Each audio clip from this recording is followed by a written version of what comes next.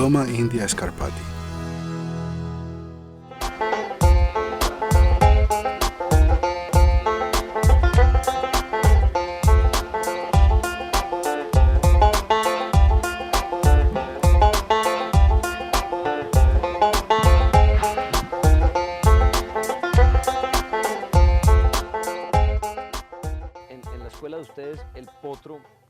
According to your school of thought, after the colt is born, are you closer to the theory behind imprinting, or would you prefer that the colt arrive for taming with some exposure? Nothing that would induce stress, but not demanding much either. You took the words right out of my mouth.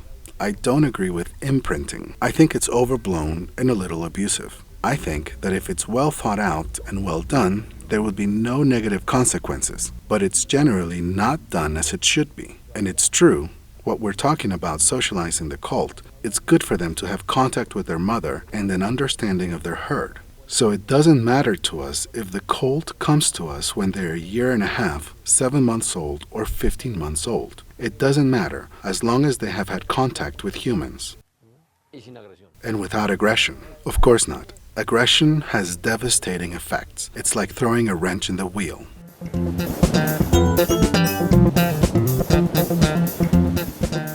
The horse's social behavior. To tame a horse, first, you must understand his behavior. Why is he stubborn? What is his motivation? What are his needs? What is his temperament like? A horse will respond positively to being tamed only if he is comfortable with his owner or tamer, and only an owner or tamer that is emotionally stable can gain the trust of the horse. In order to achieve a good degree of taming and later on education, you have to try to maintain a high level of positive energy. Muy bien, gorda. Muy bien.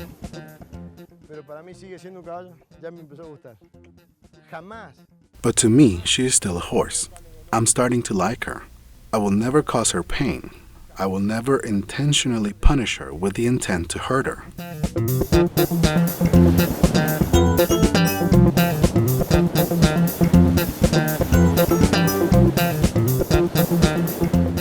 Equine culture.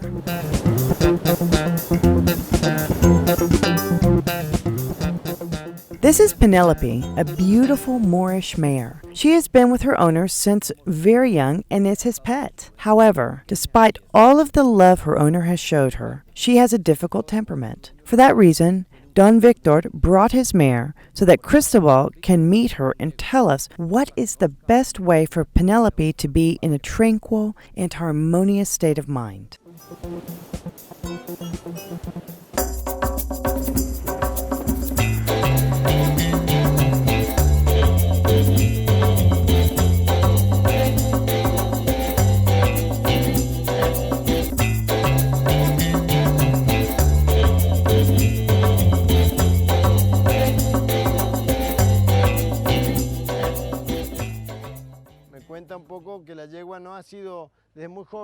They tell me that when this mare was very young, whenever anyone approached her in the field, she would get angry and a little defensive. That she had periods when she was aggressive, but with good logical treatment, they have managed to get the mare to have moments when she is stable and not aggressive. And when she gets angry, she does what we've seen. She gets defensive.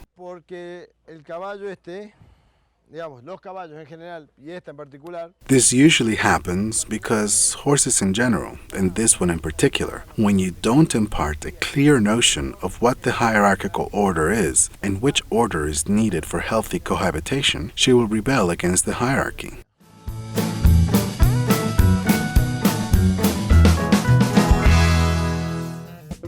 Horses are used to living in herds, and they establish their hierarchy through force. The rest of the group will demonstrate submission through body language. For example, they will lower their head as if they were eating, or they will step behind the dominant male, never in front of him.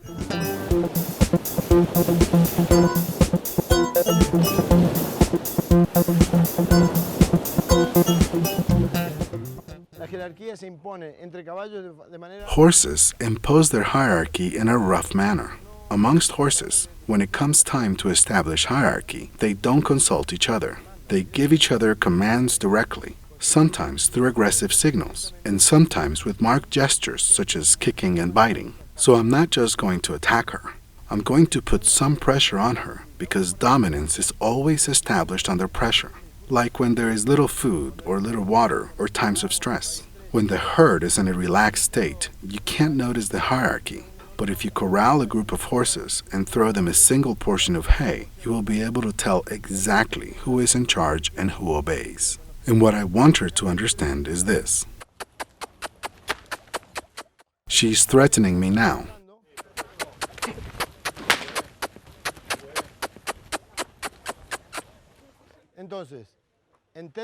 So what is the point of what I'm doing here? I want to establish my dominance like I just did, at the very beginning, because I can't be hitting her all day. I would rather make it very clear and thus have no more problems. Muy bien, gorda. Yes, she understood. It may happen that, out of force of habit, she may rebel against what just happened. And I have to be on guard for that, not to punish her, but with the goal of establishing dominance.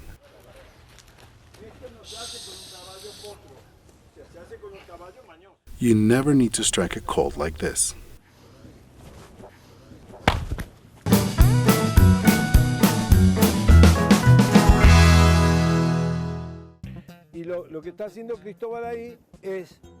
And what Cristobal is doing there is showing and proving that if you have a healthy relationship with the horse, one that is straightforward, symmetrical, and respectful, the horse won't react aggressively at all. Because the horse doesn't want to start a war. Only humans like to start wars, either because it's in our self-interest or through lack of understanding.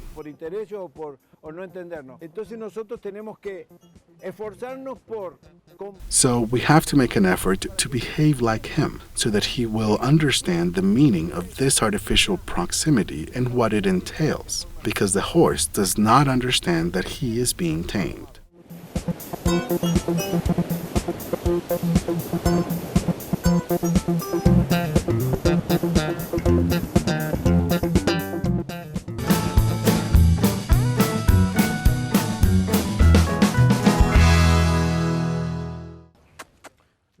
I am making demands just so he understands that I'm making demands on him.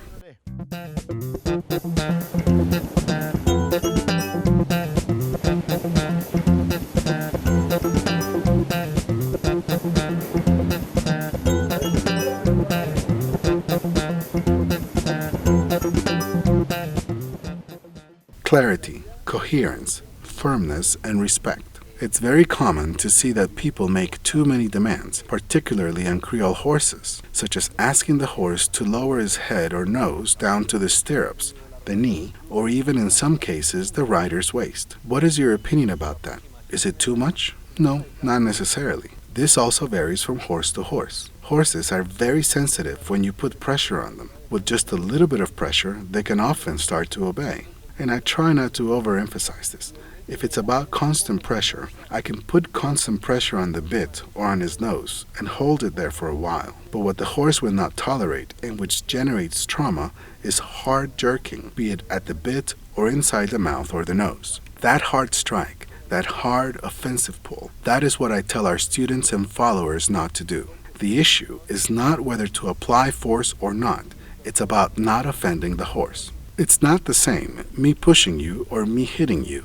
So it's basically the same for horses. I try not to offend the horse. So I apply all the pressure I need to apply. Better if it's only a little, but it's okay if it's a lot. What I do know is that even though I have to apply just a little bit of pressure at first, I will try to progressively reduce the level of force. In general, horses are very intelligent and perceptive, and if one day you had to exert a lot of force, maybe next time you won't have to do it as much.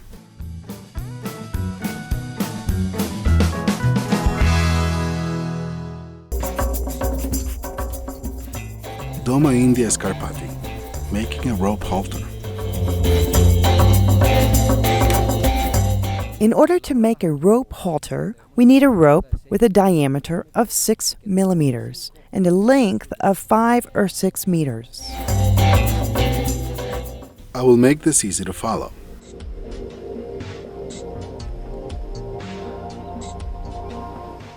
As you can see here, I take one of the ropes. 1, 2.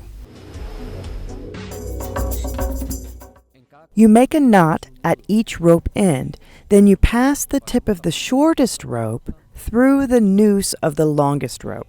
You must keep in mind that the tip of the rope comes in where the knot rope comes out. On each rope, you make a normal knot. Then we pass the tip of the shortest rope through the knot of the longest rope. You must keep in mind that the rope enters where the knot rope comes out. I cross the rope over the front knot. And there goes a double knot, which I will explain later, but it won't end up like this. And then I pass the rope over the other knot.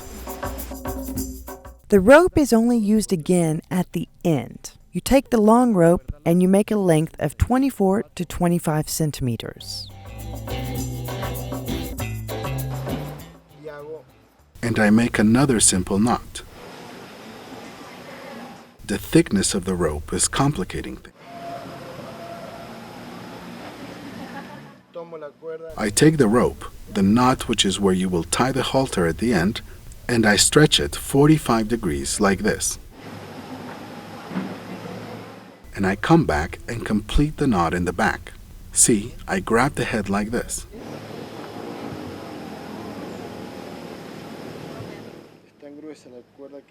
The rope is so thick that it won't let me work this properly.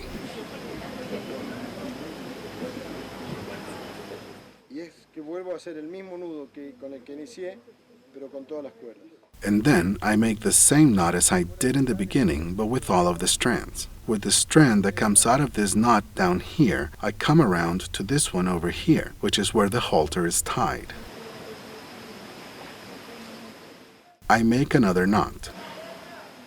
And finally, we take the shortest strand and we pull on the halter's 2 long strands. You will pull on them until you have 2 equal-sized knots. You pull on the lower part of the halter to tense up the 2 strands so as to make one last knot next to the first knot.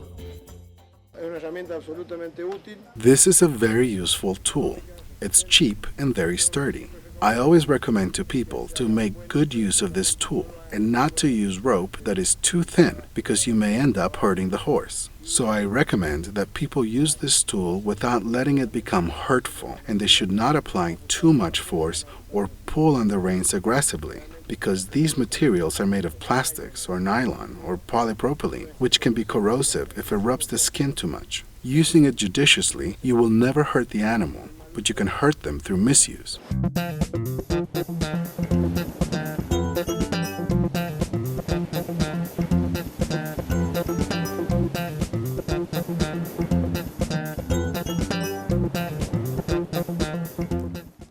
There he is. He is about to buck.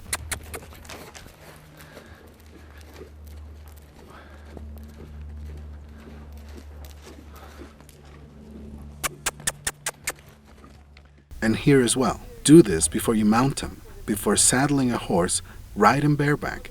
It's easier to climb him, and it's more natural that way.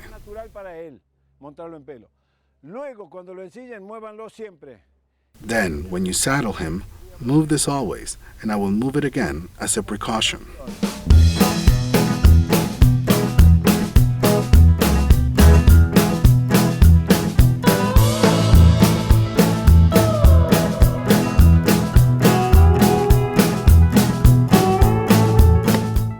It's important to do this when we saddle him. And afterwards, this and this. We inspire trust, and he will lose his fear of ghosts.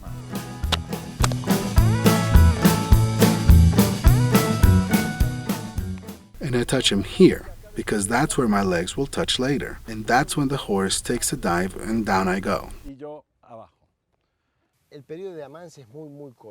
The taming period is very short. I'm talking about a month, 2 months until the horse is ready for various tasks such as shearing, visits from the vet, the farrier, deworming, saddling, and general horse management tasks. Para todo el manejo del caballo, That is totally doable in 2 months. absolutamente lograble. But the work required to make a good riding horse or for sport, we recommend a period of no less than 10 or 12 months.